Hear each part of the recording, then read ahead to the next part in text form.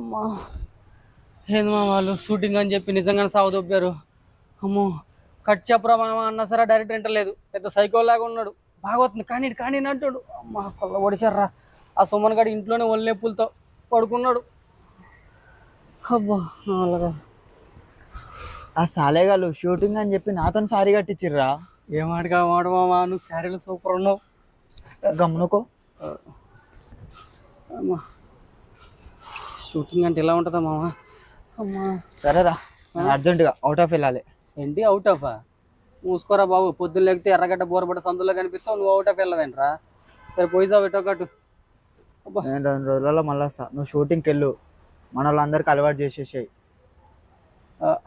Shooting అంటే మనం ఎండోలని చేస్తాం మామ, చూసావు కదా. ఆ హీరో కంటే మనమే బాగా చేస్తాం. సింగిల్ టేక్ అక్కడ హీరోకి 4 టేక్లు అవుతుంది. నువ్వు వచ్చే లోపల నేను హీరో అయిపోతా చూసుకో.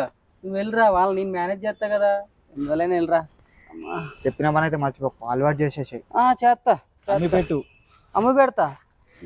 నువ్వు పెట్ట అమ్మ అంటాడు ఎదురు. అబ్బా కష్టం ఎట్టని హీరో మనం సెటిల్ అయిపోవాలి. అమ్మ వచ్చే లోపల. అబ్బా